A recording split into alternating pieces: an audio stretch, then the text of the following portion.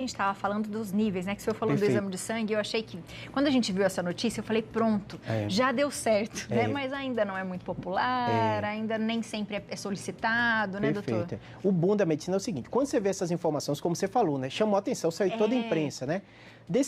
Dessa vez, realmente não é um exagero, porque às vezes a gente vê notícia, é um exagero e depois não dá em nada, né? Por quê? 2 medicações novas também foram autorizadas pela FDA, já tinha décadas, mais de década que não se autorizava medicação nova, medicação que pode mudar o curso da doença.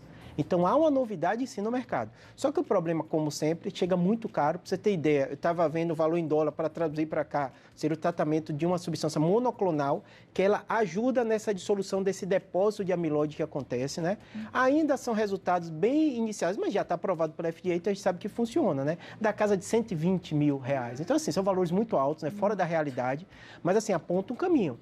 Primeira vez que a gente vê essas medicações, esses exames já chegaram, então aqui em São Paulo é possível exame de sangue, né? Exame desse PET-CT. Então, assim, há novidade sim na questão do Alzheimer, que a gente não ouvia falar há muitos anos. Que bom, né? Porque a gente sempre falava disso antes, né, doutor? Sempre falava uma dificuldade muito grande.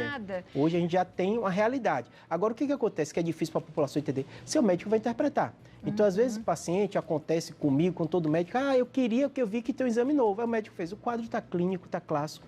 Eu já sei, existe tratamento que ajuda também, que é mais antigo, e o médico passou, e ele vai acompanhar. Então, nem sempre ele precisa desses exames. Então, não é obrigatório.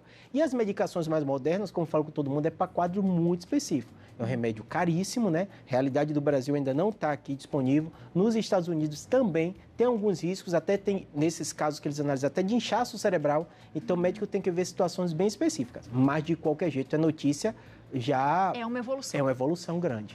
Doutor, e quando a gente fala do quadro, né? A gente começou falando da perda de memória. Seria um dos principais sintomas? Existem estágios? Isso. Existem estágios. A pré-clínica que a gente falou, a inicial geralmente é memória. Então, a queixa de memória, o que chama a atenção, que difere, né?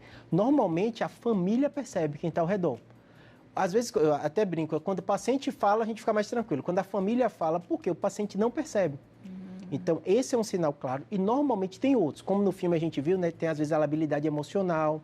Então, ele fica emocionalmente lábil, né? Tem outras alterações também executivas. Então, atividade simples que ele fazia, pagava a conta, não consegue mais fazer. Às vezes, tem uma questão, espaço também ficou perdido. Então, aquela história, né? Saiu e se perdeu, não soube voltar para casa. Então, essas situações, o médico somado, e o mais importante, que eu falo com todo familiar e todo paciente, é a avaliação neuropsicológica. Então, tem um especialista psicólogo que faz uma avaliação. Eu falo para o paciente, uma consulta de 30 minutos, 1 hora, nunca vai ser comparado com essa avaliação neuropsicológica que eles fazem, que vê cada uma das funções cerebrais superiores se tem alteração. Então, cansa de ter paciente que procura o neuroclínico, procura a gente. No caso da gente, neurocirurgião, tem uma doença que se chama hidrocefalia de pressão normal, que aumenta a quantidade de líquido e confunde muito com Alzheimer, né? E às vezes a gente pede essa avaliação neuropsicológica justamente por isso. Ver se realmente tem função cognitiva preservada ou não. Às vezes a gente tem que tirar um líquido da coluna para ver se o paciente melhora ou não essa função. Então você percebe que é bem complexo, né? Não é só memória, né? São várias funções. É muito complexo.